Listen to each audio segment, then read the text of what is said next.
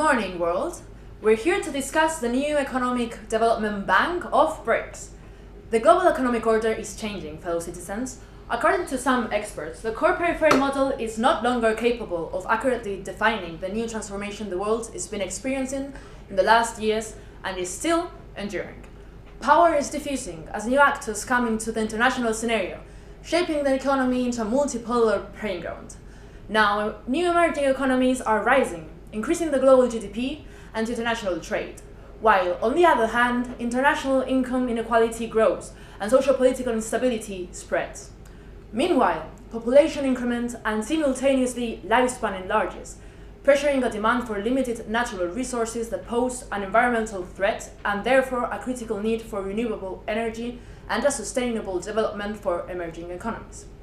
In this context, we found Brics, an association formed in 2009 concerning 5 major emerging national economies, namely Brazil, Russia, India, China, and South Africa, leading developing or newly industrialized countries with a fast growth rate. This association covers for the 25% of the global GDP and the 40% of the world's population, making it an influential coalition and reflecting the change previously mentioned. In order to tackle the challenges fast growth creates and achieve a sustainable development plan, they created the New Development Bank. What is the New Development Bank? The New Development Bank is also referred to as the Brics Development Bank and is a multilateral development bank, a financial institution that has been established by more than one country, and hence are subjects of international law. Its headquarters is currently based in Shanghai. The main purpose was to mobilize resources for infrastructure and sustainable development projects in Brics and other emerging countries. Their identity embodies transparency, agility, and innovation. So, the New Development Bank started with the objective of creating infrastructure projects in the developing countries and contribute to their development by means of sustainable development.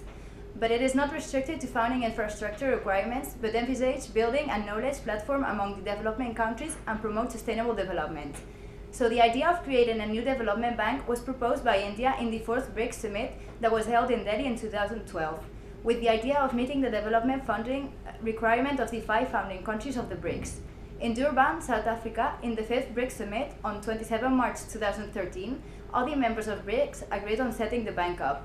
In the 6th Summit in Brazil, the member countries signed the articles for the new development bank, with a capital of 100 billion. On 11 May 2015, Mr. Kamath was appointed as the president of the bank, and in the 7th Brics Summit, the agreement on the new development bank was finally came into force. The 2 key focus areas are infrastructure and sustainable development. Infrastructure is the key driver of economic and social growth. In the context of developing nations, infrastructural deficiencies are a matter of concern. Their mission is to bridge the gap between needs and funding.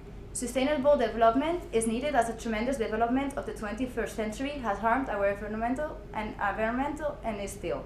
The NDB is looking forward to partner with initiatives that drive growth and employment while assuring environmental protection. Well, as I said, the New Development Bank is formed by the Brazil, Russia, India, China, and South Africa. So, what are the main characteristics of the New Development Bank?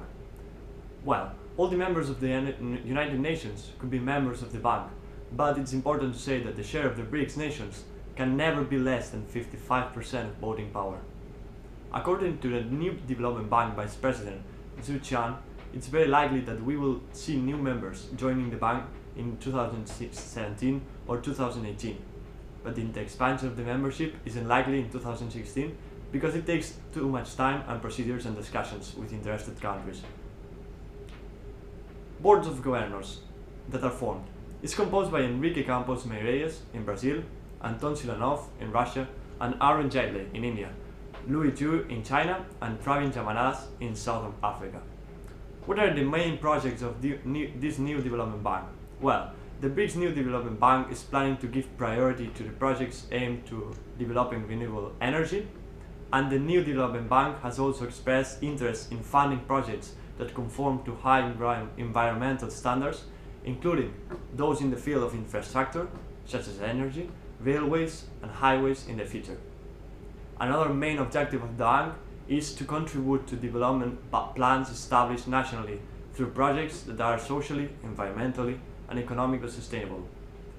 Another objective of this new development bank is to promote infrastructure and sustainable development projects with a significant development impact in member countries, to establish an extensive network of global partnership with other multilateral development institutions and national development banks, and finally, to build a balanced project portfolio, giving a proper respect to their geographic location, financing requirements, and other factors.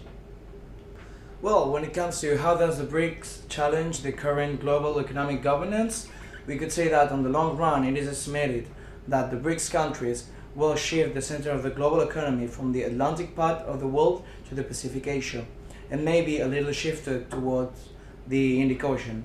This means that during the next 30 years, the BRIC countries would higher their positions in the list of economic influencers of the world, especially China, which might become the first one, as well as India, who might become the second one.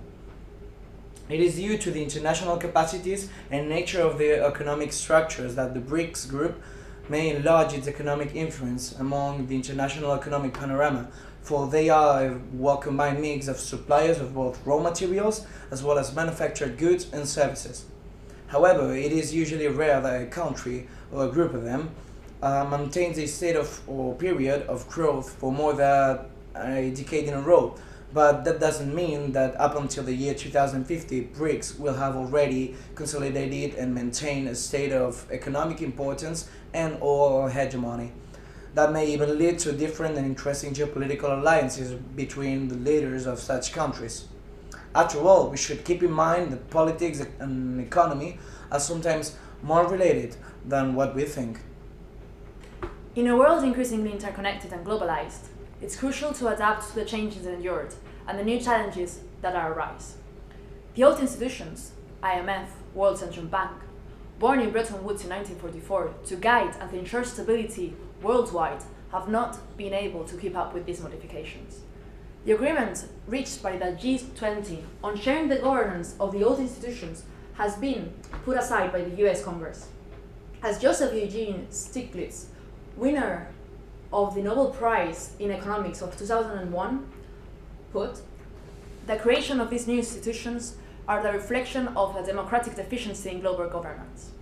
Governance that refuses to grant a proportional voice to the new actors gaining economic power. Actors such as China, for instance, with reserves worth $3 trillion, or Brazil, owing itself a development bank bigger than the World Bank. These countries are aware of the challenges that lay ahead of them and needed reform in development structure to ensure it's sustainable in the long run and promote inclusive growth, a diversification of the market, and the seek of new jobs, amongst other factors. This development bank challenged the US-dominated institutions and served as a statement for change and the acceptance of a multipolar world.